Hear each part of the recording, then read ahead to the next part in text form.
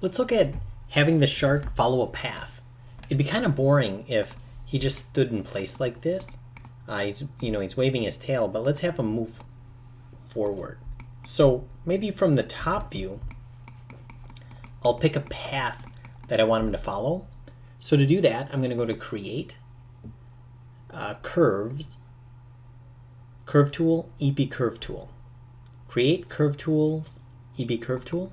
And now I'm just going to click like this. And I'm going to click, and I'm going to draw the path that I want him to swim. Okay. And then I'm going to hit Enter. And then if I come up here, tap the space bar, if you can see that he's really kind of going straight. But if I grab the control vertex and if I grab some of these, I can move them up.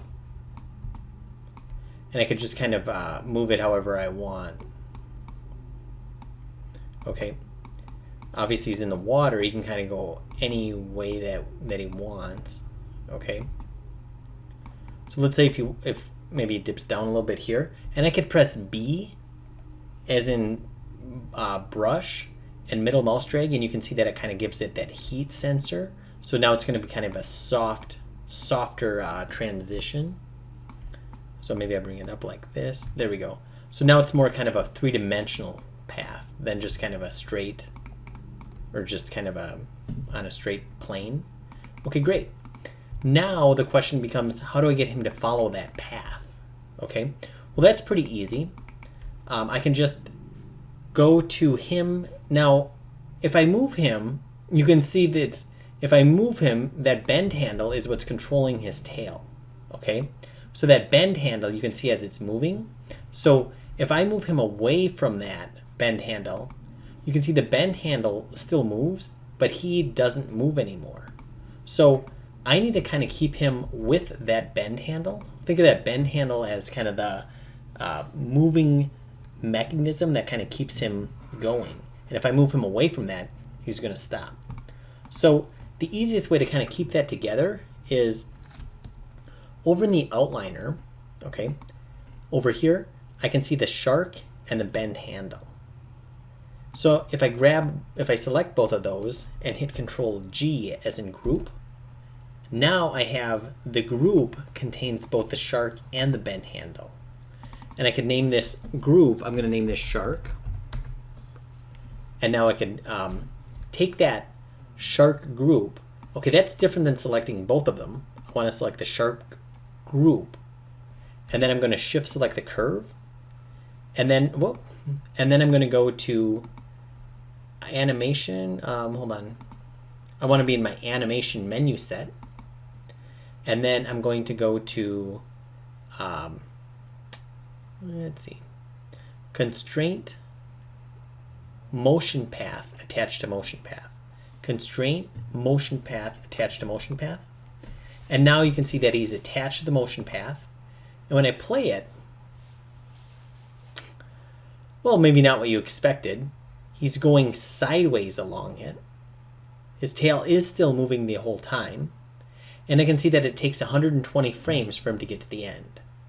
Okay, well, why does it take 120 frames?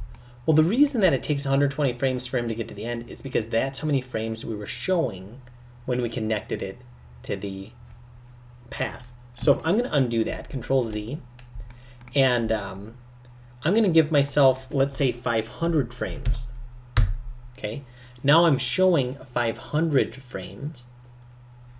Now, if I select the group, shift select the curve, constraint, motion path attached to motion path. Now you can see that there's a 1 and a 500. Now he's going to take 500 frames to get to the end. Okay.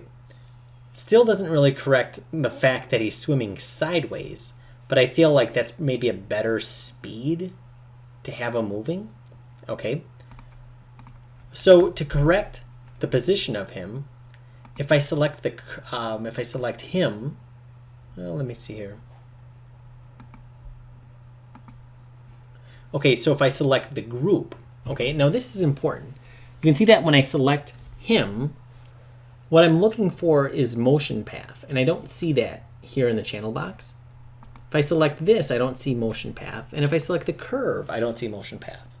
But if I select the group, which is kind of a weird thing to think about, the group is different than, once again, him and the bend handle. It's its own thing. Now I can see the motion path. And if I click on that, I get these additional settings.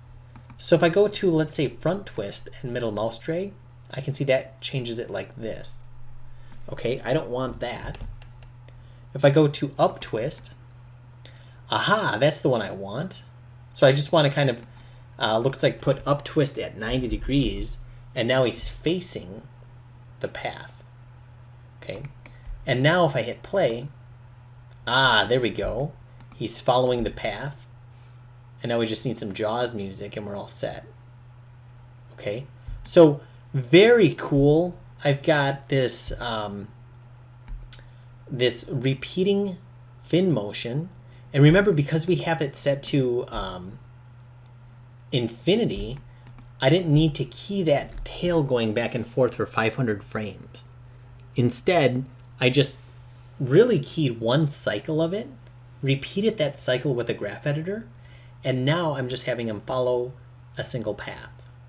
So very cool. Congratulations, you have your first character animation complete.